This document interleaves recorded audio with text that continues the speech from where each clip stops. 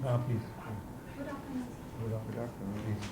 Good evening हो गया वैसे, लेकिन good thank you afternoon sir. समय नहीं रहा, कल से गुड इवनिंग। हिंदी में बात करना चाहोगी या हिंदी में सर। हिंदी में? तो कहाँ की रहने वाली हो? भागलपुर की रहने वाली हूँ, बिहार। और हिस्ट्री कहाँ से किया है? हिस्ट्री कहाँ से किया है? College TMBU Bhagalpur, Tilka Manjhi Bhagalpur university. Tilka Manjhi कौन थे? तिलका मांझी तिलका मांझी हमारे ट्राइबल फ्रीडम फाइटर रहे हैं। 1784 के आसपास उन्होंने भागलपुर रीजन में जो संथाल थे उनको संगठित किया और ब्रिटिश की जो आक्रामक पॉलिसी थी उनके अगेंस्ट वॉर छिड़ा। तिलका मांझी के अलावा संथाल के लीडर्स और कौन कौन थे? Sidhu and Kanhu sir,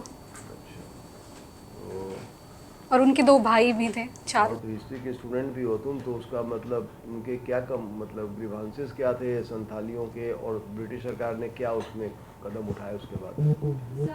particular देखा जाए तो इकोनॉमिक पॉलिटिकल दोनों रीजन दिखते हैं हमें। इकोनॉमिक में पहले जो ट्राइबल एरियाज होते हैं, फॉरेस्ट होता था, वो टैक्स फ्री होता था। वहाँ पे जो जनजाति थे उन्हें कोई कर नहीं देना पड़ता था। बस ब्रिटिश जब गवर्नमेंट आई तो वेरियस टैक्स इम्पोज किए गए। पॉलिटिकल रीजन में जो उनका एक मुंडा प्रथा थी, जिसको हम पढ़ा पंचायत कहते हैं, उसको हटा करके गवर्नमेंट ने अपना एडमिनिस्ट्रेटिव सेटअप लाया, जिसके कारण ट्राइबल्स की लाइफ में काफ़ी उथल पुथल मचा और फिर वो रिवोल्ट के लिए संगठित हुए। रिवोल्ट को सफल माना जाएगा, असफल माना जाएगा? सर अगर ब्रिटिश आर्मी के सामने तो वो सफल हुई, बट इनको फेलियर नहीं माना चाहिए, क्योंकि आने वाले टाइम के लिए एक एग्जाम्पल सेट किया सबसे पहले हमारे ट्राइबल लीडर्स ने। ब्रिटिश गवर्नमेंट ने कुछ चेंजेस लाए एडमिनिस्ट्रेशन में? ये सर संथाल विद्रोह के बाद आए, बट तिलका मांझी वाले के बाद नहीं। जैसे Santhal Pargana tenancy act pass हुआ, संथाल परगना को as a separate administrative unit. कब पास किया आपने हिस्ट्री? 2018 में। 18 तब से क्या कर रही हो? सर सिविल सेवाओं की तैयारी। वहीं से भागलपुर से? नहीं सर, कोविड के टाइम में मेरी ऑनलाइन क्लासेस हुई। अभी 1 साल से मैं दिल्ली में हूँ। अभी दिल्ली में? दिल्ली में क्यों है? सर प्रिपेयर करने के लिए, क्योंकि मैं 66 BPSC इंटरव्यू दी तो फाइनल सिलेक्शन नहीं हो पाया, तो मुझे लगा थोड़ा और। तैयारी करने का पटना सेंटर होना चाहिए, दिल्ली में क्यों? सर दिल्ली बेस्ट जगह है इसलिए। बेस्ट जगह है? सिविल सेवाओं के लिए तो है। अच्छा, सिविल के लिए बेस्ट जगह है। Yes sir. ये आपकी मान्यता है कि बेस्ट जगह है? नहीं। हिस्ट्री पे ही आगे बात बढ़ाएं, क्योंकि आपने ऑप्शनल भी वही लिया हुआ है। तो कौन सा हिस्ट्री का भाग है जिसमें आपकी अभिरुचि ज़्यादा है? Ancient, medieval, modern, world history, हम उसी पे पूछेंगे। ओके सर, एंशिएंट हिस्ट्री में। एंशिएंट हिस्ट्री, प्राचीन Bharat. Yes.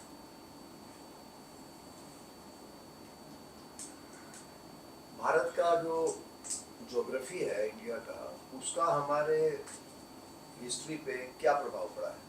How it is influence history, geography?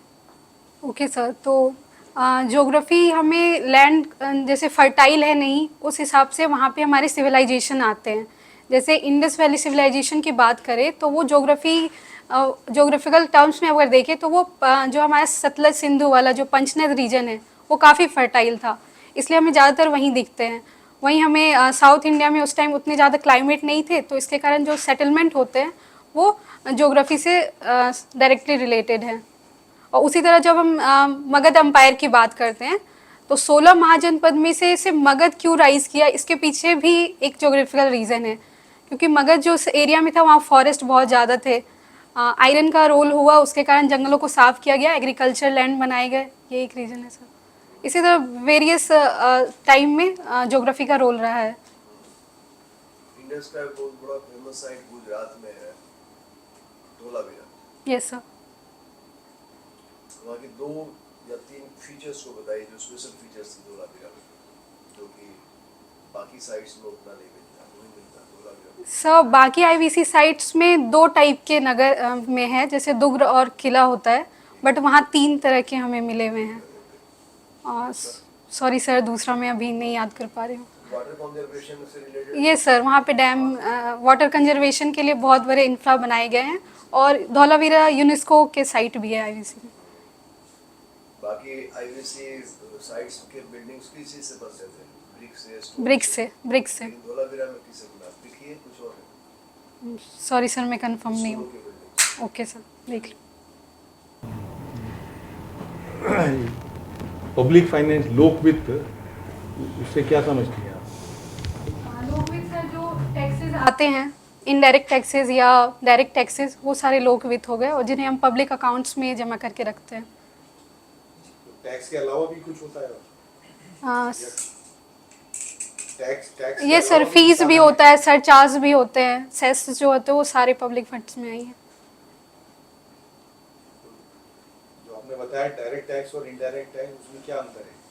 Sir direct taxes सीधा कंज्यूमर के थ्रू आता है गवर्नमेंट को, और इनडायरेक्ट सोर्सेज के थ्रू आता है। जैसे हम कस्टम ड्यूटीज़ देते हैं तो इनडायरेक्ट हुआ, वही हम जीएसटी देते हैं तो डायरेक्ट टैक्स है। तो जैसे आपने इतिहास की बात करी, तो प्राचीन काल में किस तरह के टैक्सेस होते थे? सर डायरेक्ट टैक्सेस होते थे ज़्यादातर और इनडायरेक्ट भी होते थे। तो जब वो जो टैक्सेस होते थे और आजकल के जो टैक्सेस हैं, उनमें क्या प्रमुख क्या अंतर बताएं? सर यहाँ पे अभी जो हमारा सिस्टम है, डिफरेंट टैक्स स्लैब है, बट उस टाइम में हमें एक दो टैक्स स्लैब ही देखते कि 1/3 से 1/6 के बीच होते थे टैक्सेस अलग अलग चीज़ों में। और जैसे मौर्यन एम्पायर के एडमिनिस्ट्रेशन को देखें तो वो काफ़ी इफ़िशियंट रहा, क्योंकि जो हम समाहर्ता पोस्ट देखते हैं वो मौर्यन एडमिनिस्ट्रेशन का ही है। तो कुछ चीज़ें बदली है टेक्नोलॉजी के हिसाब से, टाइम के हिसाब से, बट टैक्सेशन तो सेम उसी तरह ही है अभी भी। तो दोनों में, डायरेक्ट टैक्सेस और इनडायरेक्ट टैक्सेस में, कौन सा ज़्यादा प्रभावकारी है, कौन सा ज़्यादा अच्छा टैक्स है? सर डायरेक्ट टैक्स है, क्योंकि ये मतलब गरीबों पे ज़्यादा बर्डन भी नहीं डालता है। जिनकी जितनी आय है उस हिसाब से टैक्स लिया जाता है। बट इनडायरेक्ट टैक्स अब जो भी उपभोग करेंगे खाने की चीज़ें, चाहे वो गरीब हो अमीर हो, सबको देना पड़ता है। तो डायरेक्ट टैक्सेस ज़्यादा सही है दोनों के लिए, गवर्नमेंट और लोगों के लिए भी। नहीं तो टैक्स देना कोई खराब चीज़ है, गलत चीज़ है? नहीं सर, बिल्कुल देना चाहिए, नागरिक का कर्तव्य होता है टैक्स देना। नहीं तो जैसे अभी जो जो टैक्स लगाया गया, जिसे कहा गया एक बड़ा क्रांतिकारी टैक्स है, तो वो क्या, वो डायरेक्ट टैक्स है कि इनडायरेक्ट टैक्स है?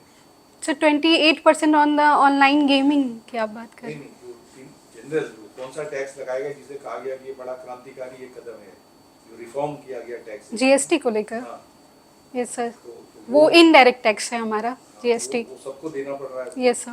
तो उसकी क्या विशेषता क्या है उस टैक्स? सर वो हमारा कंजप्शन बेस्ड टैक्स है, और इसमें जो टैक्स इवेजन होता है उससे भी बचा जा सकता है। क्योंकि जो आइटम अगर आप, ऐसा नहीं है कि सारे आइटम्स पे सेम है। एक रोटी के लिए 5%, मैं श्योर नहीं हूँ, कम है, बट वही पराठे या जो हाईली हम लग्जरी आइटम्स कहते हैं फूड के भी, उसमें ज़्यादा है।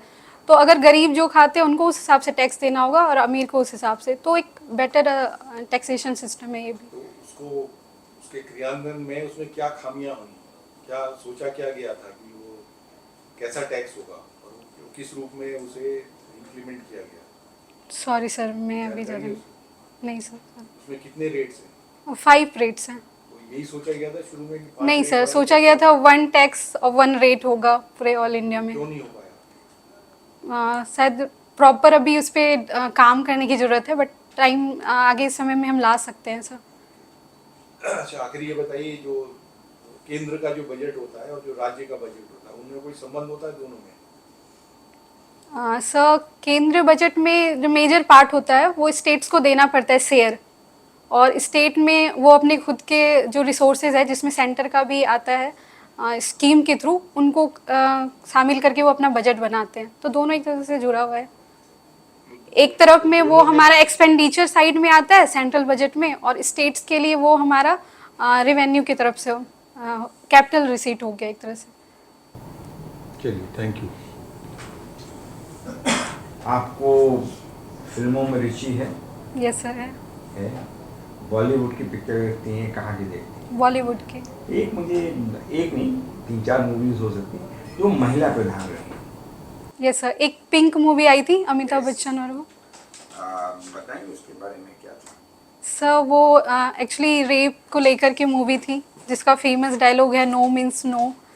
मतलब उसमें ये दिखाया गया था कि वो मना करने पे भी वो उनके साथ ज़बरदस्ती करते हैं। बाद में प्रूव किया जाता है कि लड़कियां गलत थी, उन्हें छोटे कपड़े नहीं पहनने चाहिए, ये सारी चीज़ें। थप्पड़ yes sir, one of the क्या था, क्या मुद्दा था? डोमेस्टिक वायलेंस को लेकर के था। और अभी एक बॉलीवुड की एक्ट्रेस है वहीदा रहमान, वो क्यों न्यूज़ में थी? सर उनको दादा साहेब फाल्के अवार्ड में लाइफ टाइम अचीवमेंट अवार्ड मिला। दादा साहब फाल्के, उनकी एक फिल्म गाइड आई थी, अपने समय की अनकन्वेंशनल मूवी थी, उनको कहा गया था इसको मत करो। अच्छा। तो मालूम है आपको गाइड के बारे में? नहीं सर, सॉरी सर, मैं देख लूँगी। ऐसे मालूम है कि किसके आधार पे थी। एक रूरल ऑर्गेनाइजेशन बहुत अच्छी पिक्चर आई थी मंथन, श्याम बेनेगल की, आपको मालूम है? कोऑपरेटिव्स पे। सॉरी सर, मैं नहीं देखी हूँ इसको। मैंने कोई ऐसी बात नहीं, आपने मेन जवाब दे दिए। आप में क्या गुण हैं जो आपको कहे जाएंगे कि आप बहुत सक्सेसफुल एडमिनिस्ट्रेटर बने? सर मैं 5 गुण अपने अंदर देखती हूँ। सबसे पहला परसिवरेंस है, हाँ, दूसरा मैं इमोशनली इंटेलिजेंट देखती हूँ, तीसरा मैं पंक्चुअल हूँ और डिसिप्लिन मेंटेन करती हूँ, फोर्थ मैं सेल्फ असेसमेंट पे काम करती हूँ हमेशा जहाँ भी कमी हुई, फिफ्थ में मैं खुद को एक तरह से जो एडमिनिस्ट्रेटिव है उसके तरह मैं खुद को सिविल सर्वेंट मानती हूँ। मैं लास्ट पे ही पूछूंगा। इंग्लिश में एक वर्ड होता है रूल स्टिकलर, जो सिर्फ रूल को फॉलो करता है। एक वो कैटेगरी ऑफ ब्यूरोक्रेट्स होते हैं। एक होता है कि रूल तो हैं लेकिन जो हमारे पास प्रॉब्लम आती हैं, ज्वलंत होती हैं, उनका वो कवर नहीं होते हैं रूल पोजीशन पे, तो हमें प्रैग्मेटिक ब्यूरोक्रेट सिविल सर्वेंट होता है। दोनों में आप कहाँ पाती हैं अपने आप को? मैं सर प्रैग्मेटिक ब्यूरोक्रेट में मानती हूँ, और रूल और रेगुलेशन को फॉलो करना ये भी मेरी जिम्मेदारी है, बट मुझे जहाँ पे लगे कि किसी को बहुत ज़्यादा नीड है, क्योंकि सिविल सर्वेंट का काम ही यही है कि वो सबसे लोअर जो बॉटम पे हैं उनको जो भी उनकी समस्या है उनको सॉल्व करे। तो मैं अगर लगेगा कि थोड़े रूल से या जो मेरे मतलब रूल एकदम भी मैं वायलेट नहीं करूँगी, जो उसके अंडर आते तो प्रैग्मेटिक सॉल्यूशन को लेकर के सॉल्व करूँ। Thank you. अच्छा, हिस्ट्री में जो इंडिया का हम जीडीपी का उतार चढ़ाव देखते हैं, तो जब देश आज़ाद हुआ 1947 में, उस समय वर्ल्ड जीडीपी में इंडिया का क्या कंट्रीब्यूशन था? सॉरी सर, एग्जैक्ट डेटा तो मुझे नहीं पता है, बट होपफुली कि कम था कंट्रीब्यूशन, उस हिसाब से पीछे थे। और अगर देखा जाए जो मिडिवल पीरियड है और एंशिएंट पीरियड है, उसमें कैसा था? उसमें सर बेटर था as compared to the British India के टाइम से, क्योंकि हमारा 15-16 सेंचुरी में अंडर द मुगल एम्पायर और दिल्ली सल्तनत पहले से भी मिडिल ईस्ट के साथ, यूरोप के साथ ट्रेड एक्टिविटीज़ काफ़ी ज़्यादा चल रही थी। गुजरात के पोर्ट से लेकर के काहिरा होते हुए हम इटली। हम क्या एक्सपोर्ट करते थे एंशिएंट और मिडिवल पीरियड? एंशिएंट पीरियड में हम जो हमारे कॉटन हो गए वो एक्सपोर्ट करते थे, मसाले हैं वो भी एक्सपोर्ट करते थे। मिडिवल टाइम में भी ये सारी चीज़ें रहे। उसके बाद प्रीसियस आइटम्स जो हैं, जेम्स एंड ज्वेलरीज, ये सारी चीज़ें। और इंपोर्ट में हम हॉर्सेस इंपोर्ट करते थे, और ईरान से जो वाइन्स होते थे, ये सारी चीज़ लग्जरी आइटम्स। तो अभी जो हमारा इंडिया का एक्सपोर्ट स्ट्रक्चर है और इंपोर्ट स्ट्रक्चर है, उसके बारे में कुछ बता सकते हैं? मॉडर्न अभी जो लेटेस्ट इंडिया का क्या एक्सपोर्ट होता है? सो पेट्रोलियम प्रोडक्ट्स सबसे नंबर 1 पे आता है। उसके बाद अदर इंडस्ट्री में केमिकल इंडस्ट्रीज़ हैं, फिर उसके बाद जेम्स एंड ज्वेलरीज अभी भी हैं। एग्रीकल्चर को भी हम धीरे धीरे प्रमोट कर रहे हैं एक्सपोर्ट में, बट अभी वो लेवल नहीं पहुंच पाया। और इंपोर्ट में इंपोर्ट में क्रूड पेट्रोलियम सबसे पहले आता है। उसके बाद अगर वेजिटेबल्स में देखिए, वेजिटेबल ऑयल्स है, फूड आइटम्स में पल्सेस है, वो भी हम इंपोर्ट करते हैं, ये सारी चीज़ें। तो अगर हम देखें कि G20 का जो समिट हुआ, उस समिट में इंडिया ने कई थीम्स को आगे लाने की कोशिश की। उसमें सबसे प्रोमिनेंट थीम क्या था इंडिया का? ओके सर, तो voice of the global south, global south की जो आवाज़ है वो पूरे विश्व तक पहुँचे, इसमें इंडिया ने मेजर रोल प्ले किया, और इसलिए अब G20 is now G21। African Union has been included. So global south में जो प्रॉब्लम है, उसको क्या, ग्लोबल साउथ की क्या प्रॉब्लम? ग्लोबल साउथ को हम कैसे सेंटर स्टेज में ला सकते हैं उसके प्रॉब्लम्स को? उसमें क्या रिफॉर्म्स की जरूरत है? इंटरनेशनल जो इंस्टीट्यूशंस है उसमें। Okay, international institution in the global south. हाँ, मतलब इंटरनेशनल इंस्टीट्यूशंस में क्या परिवर्तन की जरूरत है जो ग्लोबल साउथ को करना चाहिए, जो ग्लोबल साउथ के हितों की रक्षा करेगा? यस सर, सबसे पहले तो अगर यूएनएससी की बात करें तो अफ्रीकन यूनियन में बहुत कम जो कंट्रीज़ हैं उस हिसाब से नॉन परमानेंट सीट नहीं है उनके पास। दूसरा है कि जो ग्लोबल साउथ के कंट्रीज़ हैं वो सारे के सारे कॉलोनाइज लगभग रहे हैं, तो अंडर डेवलप्ड हैं, चाहे वो एजुकेशन को लेकर के हो, फूड सिक्योरिटी को लेकर के हो। मतलब यमन, सीरिया, ये सब हमेशा कन्फ्लिक्ट से परेशान कंट्रीज़ हैं। तो ये सारे इनके इश्यूज़ हैं जिनको हम ग्लोबल इंस्टीट्यूशन के थ्रू ही सॉल्व कर सकते हैं, यूएनएससी में, WTO में या WHO के थ्रू हेल्थ को लेकर के उनके इशू को सॉल्व करें, और नाउ अब G20 के थ्रू भी। ग्लोबल सोशियोलॉजिकल इश्यूज क्या हैं? अगर आप ग्लोबल सोशियोलॉजिकल इश्यूज की बात करें तो क्या इश्यूज हैं जो ग्लोबली ग्लोबल इश्यूज है? सॉरी सर, सोशोलॉजिकल को आप डिफाइन करेंगे, मैं नहीं समझ पा रही हूँ। सोशोलॉजिकल मीन्स मतलब जो सोसाइटी Okay. में जो चेंजेस आ रहे हैं, जो that is across the countries, Okay. There are certain changes, what are the social global changes which you are witnessing? Okay sir, सबसे पहले अभी जो हम अगर सोशल में देखें तो यूथ काफ़ी ज़्यादा प्रोमिनेंट रोल प्ले कर रहे हैं, but in the time of जब हम 10 इयर्स बाद देखते हैं तो एक मेजर पॉपुलेशन जो होगा वो ओल्ड एज का होगा, बी इट इन एशिया या हम अफ्रीका की बात करें तो हाँ yes sir, population ageing is the correct term, तो वो हो रहा है, वो एक इशू हो सकता है। दूसरा है कि वुमेन को मेजर रोल दिया जाए, क्योंकि 50% ऑफ द जो वर्ल्ड की पॉपुलेशन है वो वुमेन है, तो किसी भी कंट्री में हो तो उनको प्रोमिनेंट रोल प्ले करना चाहिए। तीसरा है जो यूथ है उनको क्लाइमेट चेंज के कारण न्यूट्रिशन के इशू फेस करने पड़ते हैं, तो क्लाइमेट चेंज में इफ़ेक्टिवली काम करना चाहिए, फूड सिक्योरिटी तभी हम इंश्योर कर सकते हैं, और सस्टेनेबल डेवलपमेंट के थ्रू। मैरिज का इंस्टीट्यूशन भी चेंज हो रहा है ग्लोबली। यस सर, हाँ हो रहा है।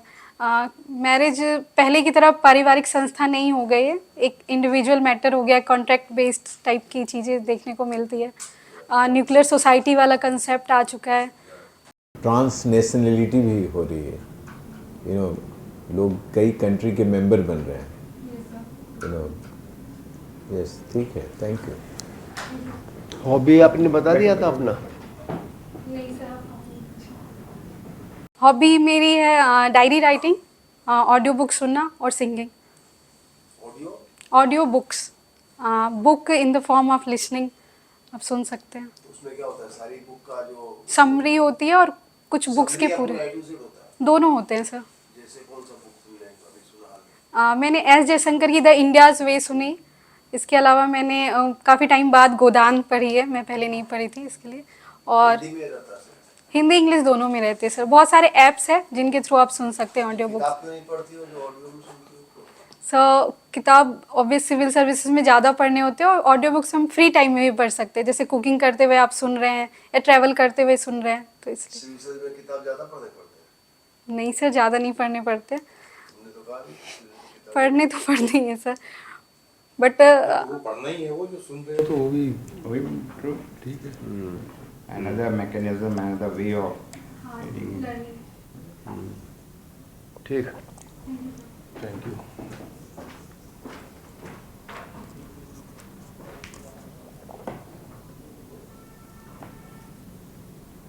इसमें तो कमेंट काफ़ी अच्छी है, she is very good, very very thorough, मतलब बेस्ट, काफ़ी जानकारी, best. Best, yes, coming from. आपका क्या विचार है? आप बताइए तिवारी जी, क्योंकि आपका यू हैव वीटो, मतलब नहीं, यू आर यूएनएससी जैसा। अरे नहीं, इसमें नहीं हो सकता she veto। Is very good. यहाँ नहीं हो आ जाओ। सकता, यहाँ नहीं चलेगा। हमको बताओ तुम यहाँ डेमोक्रेटाइज। देखो, एक तुमने जो गलती करी है वो पहले बता दें कि भूल ना जाए, कि हम लोग 4 मेंबर हैं, वहाँ भी 4 मेंबर होंगे। ये एक मेंबर है, उन्होंने कुछ पूछ के कहा ठीक है ओके, तो तुम समझे कि अब हो गया इंटरव्यू, उठ के जाने लगी। ऐसा नहीं करना चाहिए ना तुमको। वहाँ कोई चेयरमैन होगा एक, जैसे मैं यहाँ का चेयरमैन हूँ, तो यू शुड वेट। हम जब बोलेंगे आपको कि ठीक है अब आप जा सकते हैं और इंटरव्यू इज ओवर, तब जाइए। अपने उठ के आप चल दिए, याद आ रहा है आपको? अभी बिल्कुल 1 सेकंड पहले जो हुआ, तो वहाँ ये सब रिपीट मत कर देना। लास्ट मेंबर ने लास्ट क्वेश्चन पूछ लिया, इसका मतलब नहीं कि आप अपना बुढ़िया बिस्तर लेके भाग जाओगे। You should sit down, somebody will tell you to go, wait करो उसके लिए। लेकिन 4 लोगों में एक कंफ्यूजन है वैसे, चेयरमैन है कौन? मेंबर 5 होने चाहिए। सीमा, नहीं, ठीक है, लास्ट आपको टाइम पता आपने इंटरव्यू दिया था, आपने बताया यस सर हाँ, कब दिया था वो इंटरव्यू? 66 बीपीएससी नहीं, 66 मतलब लास्ट ईयर दिया था, उससे पहले दिया? लास्ट ईयर लास्ट ईयर कौन सा बोर्ड था आपका? चेयरमैन सर के साथ अतुल महाजन अतुल। सर हाँ। महाजन सर के हाँ साथ वो भी। ठीक है सर, तो बताइए। कहाँ कमी रही थी? इंटरव्यू में कम थे मार्क्स की लेटर में? फोकस नहीं था ज़्यादा मेरा प्रिपरेशन नहीं मार्क्स नहीं, इसमें कम थे। मार्क्स 65 मार्क्स है इंटरव्यू में 120 का तो होता ही है, वो तो बहुत कम थोड़ी होगा ना, दैट्स ओनली 120 ना। नहीं बट 120 चलो हम लोग फीडबैक देके, टाइम बहुत कैंडिडेट बाहर में, आपको हमारा बोर्ड कह रहा है कि बिल्कुल उत्कृष्ट और बढ़िया आपका इंटरव्यू गया, काफ़ी अच्छा और इंटरव्यू रहा करोगी। आपका। बैठने उठने का, बोलने का तरीका और नॉलेज भी है, जैसे हम तो बहुत अच्छा हिस्ट्री में मानते हैं आपको, बहुत कुछ आप बता पाए, तो ओवरऑल आप नॉलेज बेस आपका बहुत अच्छा है, और जो प्रेजेंटेशन वो भी बहुत ही अच्छा है, नॉलेज को प्रेजेंट करने का। इसी को मेंटेन कीजिए, ना दाएं झुकिए ना बाएं झुकिए, अब अपने को टर्न मत कीजिए, चक्की में नहीं पीसना है। इसी पर्सनालिटी लोग को लेके जाइए, ड्रेस वगैरह ऐसा ही पहनेंगे या सारी साड़ी में अच्छा लगेगा, साड़ी पहन के जाइए, अच्छा फॉर्मल रहेगा। कुछ और पूछना है, कोई अपनी कमी ज़्यादा तो आप बताइए अपने बारे में, हमारी तरफ से ठीक है। बीच बीच में एक दो बार तुम ये सर कुछ बोल रहे थे, ओके ओके तुम कर रहे थे, जैसे कि समझ रही हो, okay is not the word for interview, yes sir बोलो, समझे? ओके इनफॉर्मल है ना, यस सर हम कुछ बोल रहे हैं ओके ओके थोड़ी करोगे तुम, उस पर ध्यान रखना। यस सर बोलना सीखो, यस सर ऐसे नोट करके। बस, और एक जो इन्होंने जो क्वालिटीज़ पूछी वो कई लोगों में हो रहा है, वो इंटेग्रिटी और ऑनेस्टी कोई नहीं बता रहा है। परसिवियरेंस से स्टार्ट नहीं होगा ना, परसिवियरेंस तो कर ही रहे हो, दिख रहा है, वो मेहनत तो कर ही रहे हो आप। ऑनेस्टी इंटीग्रिटी पहली क्वालिटी है। किसी स्तर पर भी कोई सरकार में है तो ये नहीं है कि वो अधिकारी ही ऑनेस्ट और इंटीग्रिटी होगी, हर एक पे होनी चाहिए ना, तो वो एक उसमें रहे। और दूसरा एक वो मैं आप औरों से भी कह रहे, जैसे एक ये जो सवाल इन्होंने पूछा कि जीडीपी की स्थिति उस समय क्या थी, या कोई कहता है 15वीं शताब्दी में क्या था, या 2000 उसमें क्या था, तो ये कॉन्सेप्ट ही नए हैं ना, तो आप ये कह सकते हो ये नए कॉन्सेप्ट हैं। उस समय समृद्धि थी, ये था, मतलब ये कोई जीडीपी हमारा ज़्यादा था तो। लेकिन थोड़ा सा उसमें ये है कि मतलब इसी कॉन्सेप्ट को यूज़ करके कैलकुलेट किया गया है ना। देयर इज़ अ हिस्टोरियन है OECD कंट्री का, एंगस मैडिसन है ना, उसने कल आप पढ़ लोगे, गूगल में डालोगे एंगस मैडिसन। यार वो सब लेवल नहीं जाएगा, बीपीएससी में छोड़िए सब, में क्यों पढ़ेगी अभी, जाओ नहीं अपने उससे कहें ना, अपने के लिए। भाई ये यूपीएससी का concept ही नया तैयारी कर रही हो उसने क्या? भी दिया है यूपीएससी तो का आकलन किया है ये उसने। सर कर तो रही थी बट मैं फ्री नहीं हुआ हो जाएगा, हो करती जाएगा। रहो। अभी दिल्ली में अपने को बेस किए हो, दिल्ली में ही रहती हो, ठीक, जाओ फिर okay. Thank you sir thank you best of luck.